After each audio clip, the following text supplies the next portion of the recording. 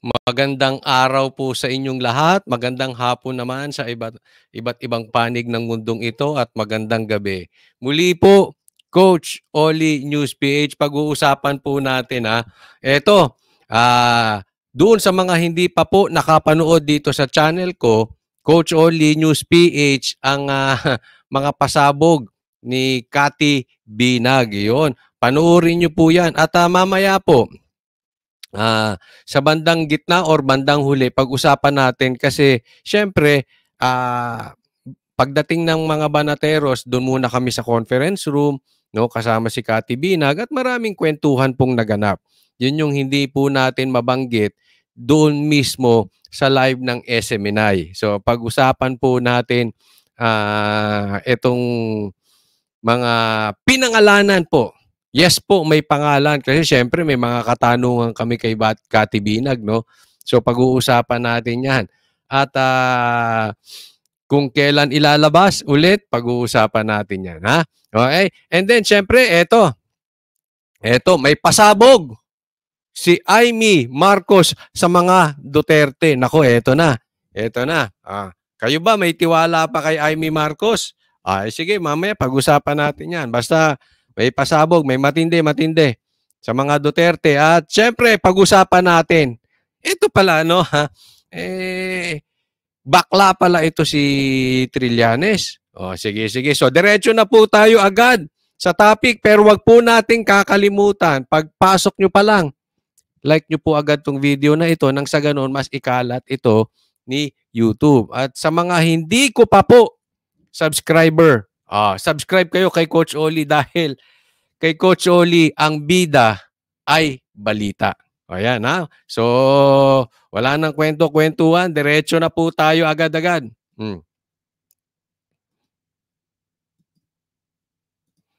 Pakinggan natin kung kanino tayo maniniwala. Kasi di umano, ako, naniniwala ako, bakla ito si Trillanes. Anong contribution niya? Anong nagawa niya sa Pilipinas? Para kung magsalita ka lang mo hero. What have you contributed to this country? Yari. Ngayon sabi ni Trillanes, may draft yung sa Senate statement mo na may draft na daw na sabi sa ICC. Anong reaction natin? Ang tungkol dito, naisubmit na, may draft na siya about doon sa ICC. Again, yan po, parang dyan po nagpapakilala at nanunumbalik ang political career nitong si Trillanes dahil talagang ang sama po ng nangyari sa Senado. Nung kanyang stint sa Senado, talagang nawala ang tiwala ng taong bayan dito kay Trillanes. Nawala kasi wala naman siyang pinagagawa Wala naman siyang nagawa, puro lang tahol.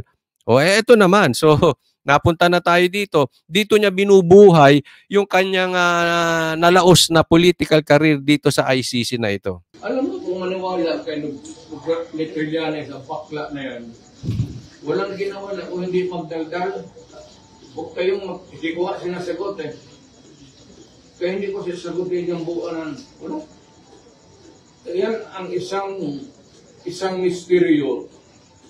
May isang tao na bobo, bakit lumusot sa PMA. Hindi naman nakipaglaban sa Mindanao. Walang ginawa ang ulol kung hindi magkudita, gumawa ng kaguluhan sa bayan. Ito. Okay. Tinawag ni PRRD na bakla to si Trillanes. Kasi alam mo, sa mga hindi nakakaalam, siyempre sa mga group chat, sa mga messages, may mga nagtatanong, Coach Oli, bakla ba talaga si Trillanes, no? Ako sabi ko, hindi ko alam Hindi ko alam. Basta ang alam ko, nagkudita-kudita yan, tapos susuko din pala. Giniba-giba pa yung, that time ukod yun Giniba-giba pa ng tangke, akala mo matapang, talagang makikipaglaban, susuko lang pala. Yan po yung pinupunto ni PRRD. Wala namang nagawa sa Mindanao yan Real talk po tayo. Yan po yung pinagsasabi ni PRRD. Anong nagawa niyan? Wala. Anong nagawa niyan sa Mindanao? Wala. Anong nagawa niyan sa Senado? Wala. Oo. May pa kudita-kudita. Sumuko din naman agad. Nung gabi mismo na yun, sumuko agad. Tapos, ginawa na siyang hero ng taong bayan. Ang dami ring nabudol nitong taong to. Kaya lang, katagalan, nabuking.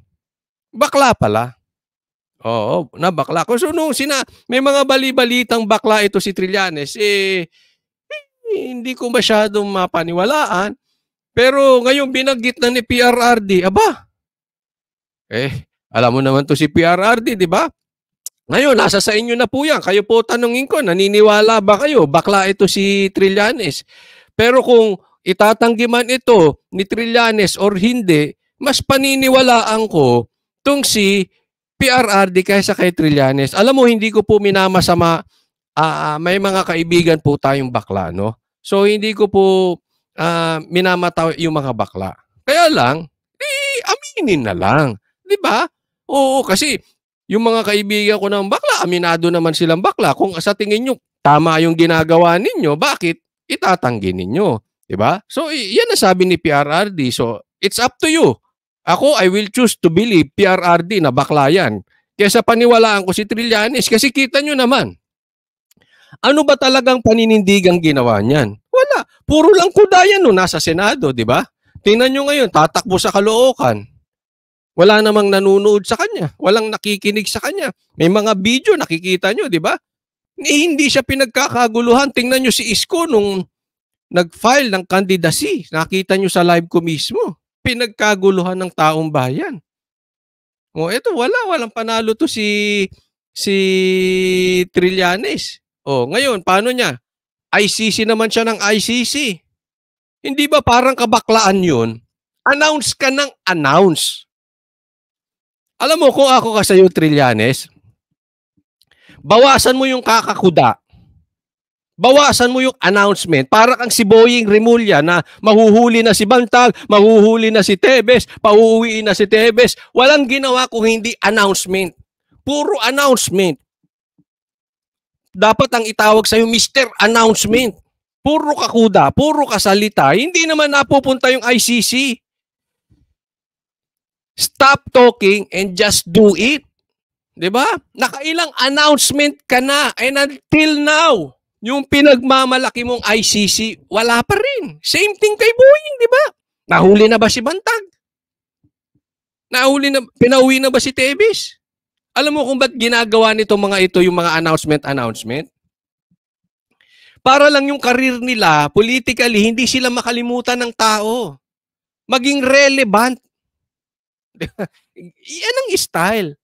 Kaya lang, sana yung ka-announce mo, 1, 2, 3, tapos yung pang-4, resulta na. Ang problema, nakailang announce na to si Trillanes. Nakailan na. And until now, ano petsa na? Wala pa rin.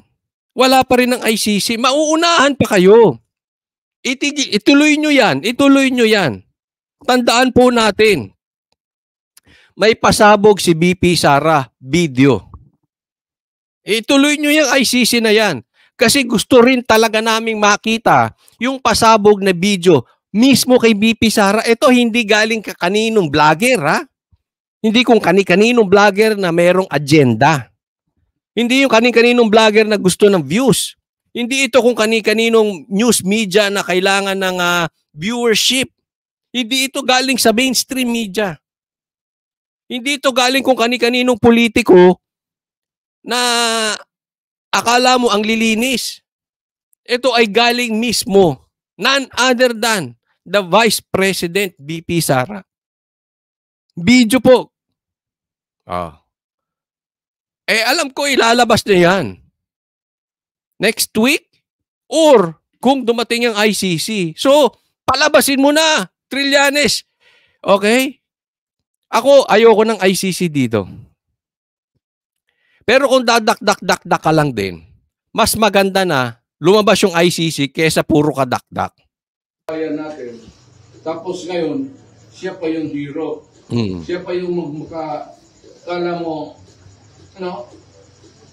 yung... Tama. Sa ngayon, siya yung wala nang nagawa, puro lang daldal dyan. Tapos isipin nyo, siya pa ang hero. Siya ang ginagawang hero ng Team Bangag. Mga Team Bangag vloggers, siya pa ang ginagawang hero. Lalo na itong Dilawang Tae. Sorry pero totoo naman Kasi bakit Dilawang Tae tawag dyan? Kasi inodoro. Takbo ng takbo, talo ng talo. Kaya dapat yan, ifina-flash na lang. Diba? Kaya nga Dilawang Tae tawag dyan Oh. Ginagawa pang hero ng Dilawan to si Trillanes. Nakikita nyo na yung laman ng utak nitong mga Dilawan? Ang hina no? Together with the Team Bangag. Believe na believe. Yeah! Badating na ICC. Paniwala ng paniwala kay Trillanes di ba? Dumating man or hindi. Really now? Yan ang hero nyo? Si Trillanes? Yan ang pag-asa nyo against the Duterte? Naman. Mga vloggers naman. Mga politiko, Martin. Yan ang hero ninyo? Junior? Yan ang hero niya si Trillanes? Ang hina naman ng utak ninyo. The idiot, itong si Trillanes, ano ang style ng buang na yan? Kung katabi ka niya at ayaw niya ikaw, pipinturahan ka niya ng itom para maging puti ang ulol na yan. Yun. Ibig sabihin, inggitero, insecure. Tanong ko kayo, di ba? May mga kaibigan kayong ganyan. Katrabaho, kaklase, kamag-anak, etc. Naku, ako merong ganyan. Yung katabi ka niya, ayaw ka niya, ang gagawin niya, pipinturahan ka ng itim para siya magbukang puti. Instead, na ang binubuhat niya, ang ini-improve niya, ay yung sarili niya. Hindi. Ang ginagawa, credit grabber, sisiraan ng ibang tao, para siyang bida. Ang tawag ko dyan, eto na naman si Jollibee. Di ba? Kunwari nakakala sa lumuha ko, eto na naman si Jollibee. Sige, tahimik na nga tayo, ikaw na lang ang bida. O, pinturahan mo kaming itim para ikaw puti. Parang ganun. Eto, ganyan si Trillanes. Wala namang medal of valor, wala namang medal of merit.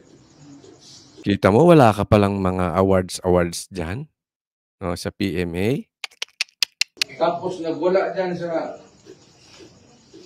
Alam mo, kung ako ang presidente ng panahon na yun, patay na yan. Nako, sayang! Sorry po. Doon sa mga kabataan na hindi alam nito, kasi ito po yung sinugod nila, giniba nila ng tangkitong Oko, dyan mismo sa may Glorieta yan O, sa Makati mismo, giniba nila, mutiny, kudita, susuko din pala. Oo. Nabuhay pa. Ayan, naging senador tuloy. Ang daming kapalpakan. Pero, kung si PRRD raw, ako! Buti, hindi ikaw. Patay ka na dapat, Trillanes. Kung ako ng presidente tapos mag-mutiny matagal nang kasabay siguro ng ditong ibang cemetery.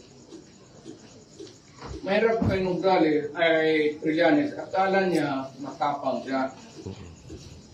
Yung pagkakala niya kay sundalo siya, ay dumaan ng PMA. Malaki ang respeto ko sa mga sundalo. PMA yan. Kami rin malaki respeto namin sa mga PMA. Pero kakaiba ito, kakaiba. Kakala niya, duwag naman pala, according to PRRD. Pero itong ulol na ito, at bakit sumalig na yan sa inyo, siya lang may utak, siya yung may bayag na Trillanes. Tumahimik ka na lang, wala ka nang ginawa. Wala ka nang ginawa sa bayan mo. You have nothing to contribute or had contributed to this country. Nag-umpisa ka, lumabas ka ng barak, gulo ka, binigyan ka ng amnesty, ngayon, ang bunganga mo, Di ba? Totoo naman Ano ba napatunayan ni Trillanes? Wala pang napatunayan to kung hindi bunganga. Yan ang puhunan nito. Bunganga. Ano ko ba, vlogger? Hindi ko man nilalahat kasi may mga vlogger naman talagang nakipaglaban ng tinayaang buhay, eh, no? Pero meron din mga vlogger hanggang kuda lang naman, 'di ba? Ewan ko 'to si Trillanes, eh, ganyan, wala namang napatunayan. Pagdating sa gitgitan nasaan siya, bunganga. Bunganga, keke. Kala mo na sundalo.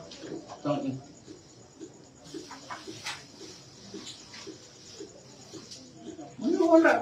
Ano ito producer niya?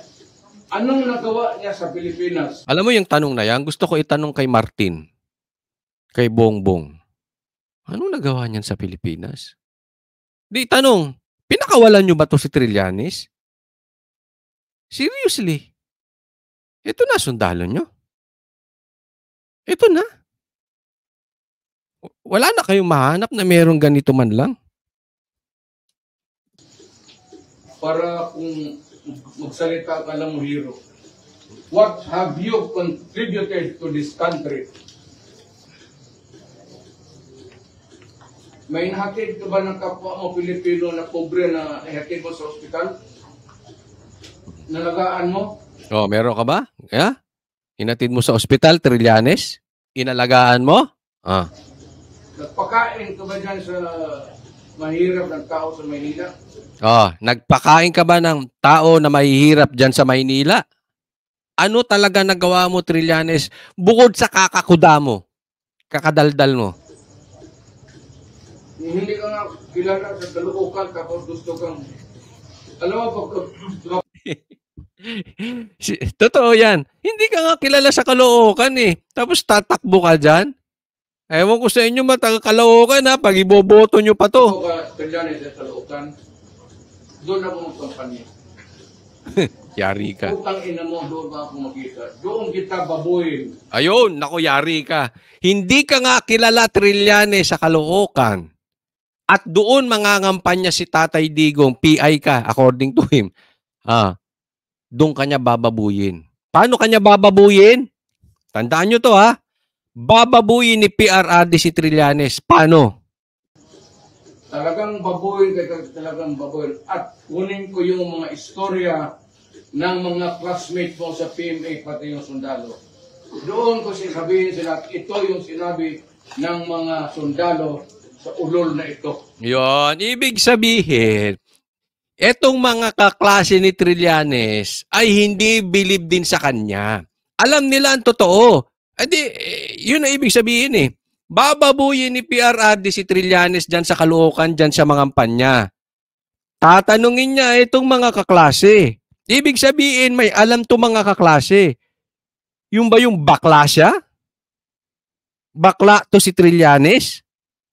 Hindi natin alam. Basta, ayaw, malamang-lamang ng mga kaklase kay Trillanes kasi alam nila ang totoo ni Trillanes. Siguro maloko mo si Martin. Siguro maloko mo si Junior. Pero, hindi yung mga kaklase mo na kasama ka graduate.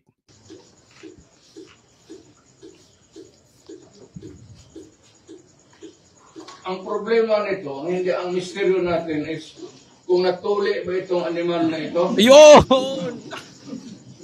Supot! Trillanes, supot ka pa? Pambihira naman, magkano lang magpatuli? Pambihira naman, oh. Gawain talaga kasi yan sa Katoliko, sa Kristiyano, sa mga Pilipino. Ano yan, eh? Parang tradisyon natin, eh. Talagang nakaugalian natin na nagpapatuli. Ipatuli ka. Ako na, sasagot sa pangpatuli mo. Patuli ka na lang. 'Di ba? Kayo kung kanino kayo maniwala, kay PRRD o kay Trillanes? Buang-buang. So, matindi. Ulit, ha? Trillanes. Gawa bago kuda. Puro ka na announcement, eh. Ginagaya mo si Boying. Baka magaya ka kay Boying. Puro announcement. Resulta po. Trillanes, resulta. Wala kang gagawin kung hindi i-demanda mo si Banat Bay, mga taga-Esiminay. Wala eh. O again, asan ang resulta? Wala. Puro kuda. Puro demanda. Hangin, ampaw ka, Trillanes. Kaya siguro, mas bagay, support eh. Ewan natin. Eto, pasabog. Tingnan natin yung pasabog ni Amy Marcos para sa mga Duterte. Pag-usapan natin to.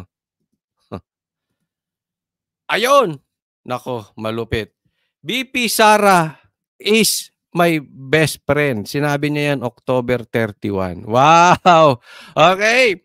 May mga Iminatics. Call out natin yung mga vloggers na maka-Imi. Mga Iminatics. Eto yung mga sumusuporta sa mga Duterte. Okay. Siguro by now, alam na natin kung sino yung mga vloggers na sinusuportahan si Amy. Dati na namin kino-call out yan. Hindi lang namin pinapangalanan. Di ba? Kasi alam namin kung sino-sino sila. Pero this time, alam nyo na rin kung sino-sino yung mga yan. Bakit? Hindi nila kayang kanain to si Amy. Di ba? Ilan sa mga maka-Duterte na hindi nila makana ito si Amy. Ngayon, kung kaibigan nyo si Amy, walang problema. Huwag nyo sila kanain personally. I really don't believe na bibirahin mo ang isang tao personally. Pero dapat, kay kaibigan mo yan, sabihin mo, fake to si Amy. Hindi dapat sinusuportahan ng maka-Duterte yan. Ngayon, unless hindi mo siya kaibigan lang, bayad ka. Di ba?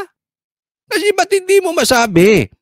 Dapat ito, sinasabi na natin sa taong bayan. Ito. Kinukuha na naman ang Duterte votes. BP Sara is my best friend. Ngayon, totoo man to or hindi, yung pasabog mong yan, para sa amin kasinungalingan yan. Para sa akin whether totoo na best friend mo si BP Sara or hindi, still Marcos ka. At ako, sasabihin ko, hindi ka dapat binoboto sa Senado. Ngayon, hindi naman ako diktador eh. Diba? Nasa sa inyo yun. Kung iboboto nyo si Amy. Iboboto nyo nga ba si Amy sa Senado? Pero as far as I'm concerned, yan po ang dahilan na naging presidente si Marcos. Di dapat tatakbong presidente to si Sara eh. Kinonvince mag-vice president. Tulungan yung kapatid. Ngayon, tinulungan ni BP Sara yung kapatid. Anong ginagawa ng kapatid mo kay BP Sara? Anong ginagawa higit sa lahat ng kapatid mo sa mga Pilipino? Ano nangyari sa baha natin? Tapos here you are. Didikit ka at kukuhanin mo ang Duterte votes. I'm sorry. Ewan ko sa inyo. Ako naman, hindi ko kayo pinipilit. Pero sana tayo mga DDS, tayo mga legit Duterte supporters, kahit kaibigan nyo si Amy or hindi na po ito pagkakaibigan. It's about time i-call out na natin. Not to support Amy Marcos. Marcos pa rin yan eh. Ang laki na ng problemang ginawa niya nung kinonvince na si BP Sara na mag-vice president. Pambihira naman Tayo mga mamamahayag, broadcaster, journalist, vloggers na maka-Duterte. Tayuan nyo naman yan. Tayuan nyo. Kayo. Okay? So, sa mga manunood natin, it's your choice. Pero sana, wag na tayong sisigaw-sigaw na after the election, kung binoto nyo si Amy, tapos sasabihin nyo, ayaw nyo sa Marcos. Diba? So, nasa sa inyo po yan. Okay? Pero, Huwag na tayo magpapaniwala sa mga pinagsasabi nitong si Amy. Best friend, best friend. Doon ka nga tumakbo sa partido ng kapatid mo. Huwag nga tayo maglokohan. Diba? Ibubudulin nyo, kukunin mo yung Marcos votes, kukuhanin mo yung Duterte votes. So, sino nakinabang? Ikaw lang. Sino nagsasaper? Kami, mga Pilipino, under the regimen, the administration, the governance of your brother, Junior Marcos. Tigilan nyo nga. Eto yan, pag-usapan natin itong kay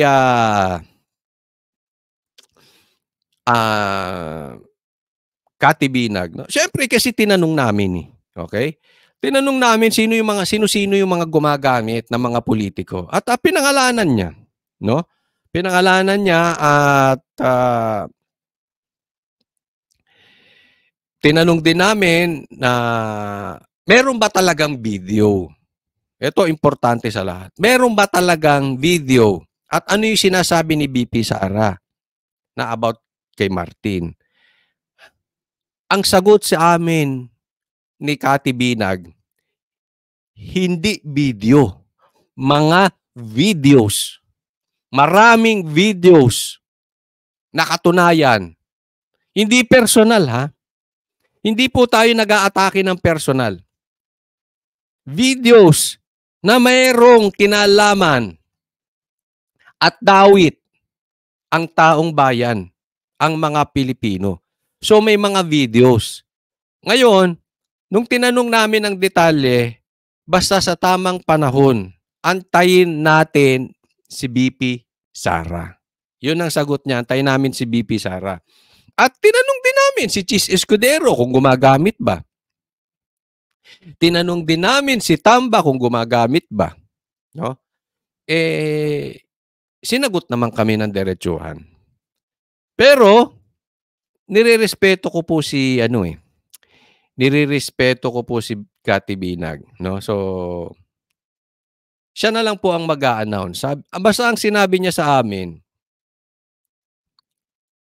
may mga tao daw na nakikiusap sa kanya. Mga politiko na sana ay hindi sila mabanggit. Na hindi sila madawit dito. Ang sagot niya ay, huwag kayong makialam sa gulo. Kasi naiinis siya nang nakikita niya na binabaligtad ang Duterte. Na sinisiraan ng Duterte na alam naman daw sa kanilang society na maganda ang nagawa ng Duterte. Kaya nga lang, sa gabal, sa plano nila, ang mga Duterte. Sa gabal sa kanilang mga careers, kanilang mga pangarap.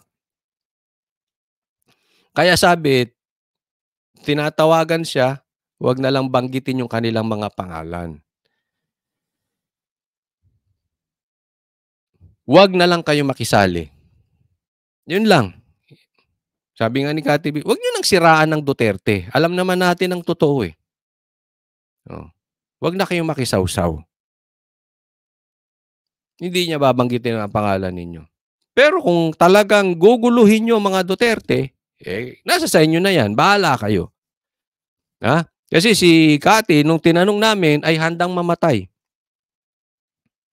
Kasi po, naging Christian po siya So, parang inalay niya na, okay, ito yung magagawa ko para sa bayan. Kung ako man ay kukuhanin na ng Panginoon, wala tayong magagawa. Di ba? Yun ang tadhana So, handa po mamatay si Cathy. Huwag nyo na lang siraan ng mga Duterte. No? So, alam namin kung sino-sino yung gumagamit dyan. Di ba? Pero with due respect kay Cathy Binag, sa tamang panahon, iisa-isahin niyang ilalabas yan. Kung kinakailangan, kung sobra talaga ang paninira sa mga Duterte, ilalabas niya kung sino yung mga gamit. Gumagamit na yan. Simple lang naman Yung mga tatakbo ngayon 2025, tingnan nyong mabuti. Hingin nyo sa kanila drug test. Ano sinabi? Hingin nyo sa kanila drug test. magkakaalaman na doon pa lang sila mismo aamin na gumagamit sila. Kasi pagka hindi po nila tinanggap ang hamon ng kanilang mga botante na drug test, gumagamit yan. Gumagamit yan. Or may pinoprotektahang gumagamit.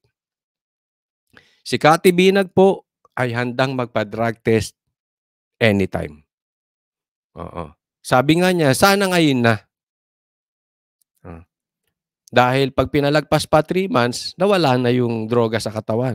Pero naniniwala siya yung mga tao naman, na mga politikong ito, na mga lulong sa droga, hindi nila kayang hindi mag-take ng droga. Isipin mo, nakaposisyon na, nagdodroga pa. Kasi hindi nila kayang walang droga sa loob ng 3 buwan. Ganyan po sila kalulongs sa Coca-Cola, sa pulburon. Imagine niyo kung sila ang nagpapatakbo ng bayan nyo. Delikado po. So sana maging mautak tayo sa pagboto. Eto na po ang ating pagkakataon. Magsama-sama po tayo. Okay? Magsama-sama tayo na palabasin natin sino ang mga adik sa ating mga politiko. Pwede nyong i-call out sila, drug test. Aamin po yung mga yan sa pamagitan ng pagtanggi sa drug test. Ha? So, yun lang po. Huwag po kakalimutan na sa mga hindi ko pa po subscriber. Subscribe kayo dito sa akin, ha? Sa akin channel at i-like po natin itong video na ito. Muli po, Coach Oli, ang bida ay balita. Maraming salamat po. God bless everyone.